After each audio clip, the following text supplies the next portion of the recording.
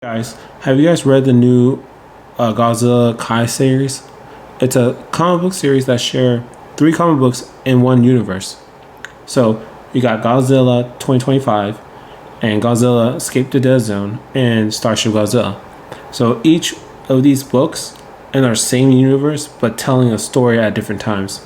So Escape the Dead Zone and 2025 Godzilla share the same time zone because they do mention in the 2025 Godzilla comic mentioned about the dead zone, and you have a character who used to patrol the dead zone and said there was nothing there alive, but there's actual people inside the dead zone alive and just making do what they got, and some of them are just disfigured, mechanical, and the main character of that series is half kaiju and half human, which is really interesting on the story and everything else.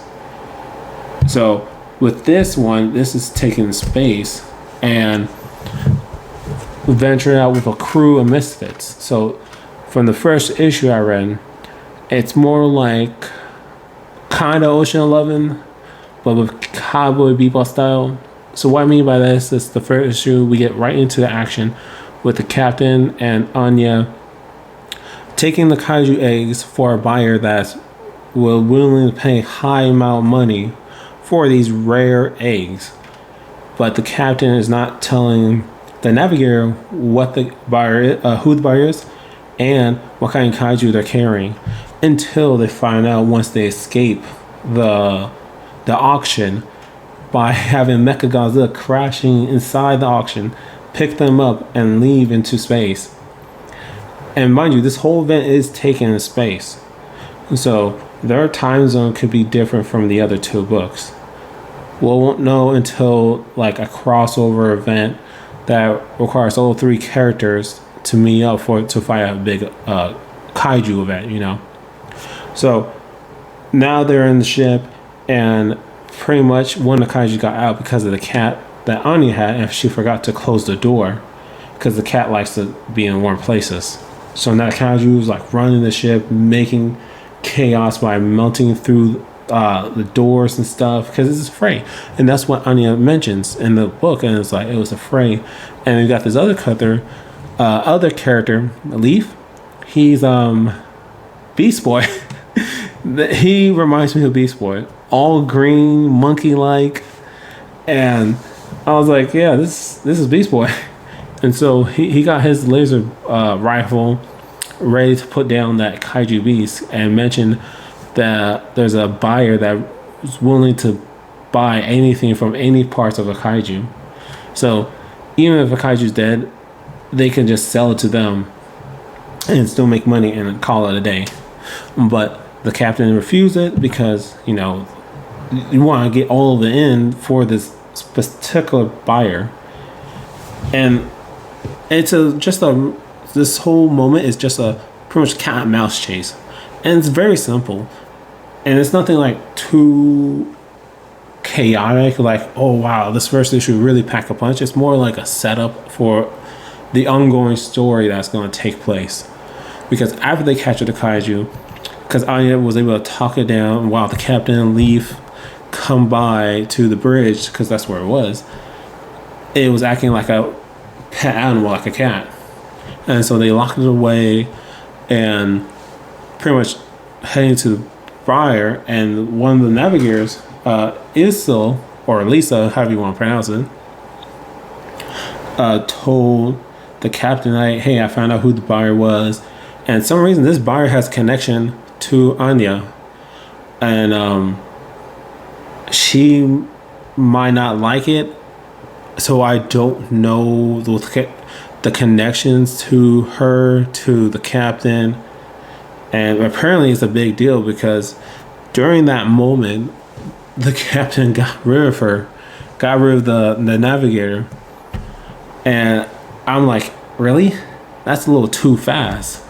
Because like the stuff like that usually would like give other characters into the mindscape of like the reason behind getting rid of a crewmate and so forth. And it was just like, too fast for me, honestly. I feel like it wasn't not enough reason to get rid of the character, and because they have a connection to this buyer, and it's like I feel like she should just either stay hidden and later reveal it, or just have her be in with the captain and like make this big secrecy. But apparently he didn't want to take any risk, and that's it from this first issue. It's just a cat mouse chase, just and a little bit of lore of between the captain and this buyer and Anya. So issue 2, really haven't read issue 2. I kind of skimmed through it just to see what I'm going to get into, but I will read issue 2 because there's 6 issues in total, I think. But issue 2 hopefully gives more insight between the buyer and to see why the captain got rid of Isol, because she found out who the buyer was, and that's pretty much it. So that's it for the story. There's not much for this first issue. It's not very heavy, or it's not even drag out. I do like how it just gets to the point, but I also do hope that like the next issues would like expand more, be a little bit longer, and it really give you like details to really digest into the story, to make you feel into the world and understand all the decisions these characters are making.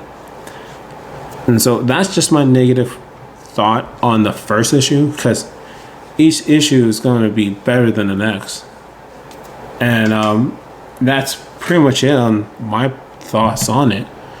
So I hope you guys enjoyed the video, and if you guys have read it, please let your comments down, and I want to get to know your opinions on this comic. Like, do you like it? Do you love it? I mean, do you hate it? Or do you think they're kind of rushing it in the beginning and not taking their time building the world around them? You know? So, or if you read the other 2 series, let me know what you think of those. Because the first issue of Dead Zone and 2025, I like them. Because Dead Zone I like a lot more, because it gives me the more like meat of the story. Godzilla gives me more of the excitement to see more powers, but I hope the next 3 issues for Godzilla 2025 will get me more excited, because I stopped at issue 5 because I got caught up. But I'm gonna sidetrack. So I'll do covers of other stories, but have a great day, guys. Hope you have a good night, and take care.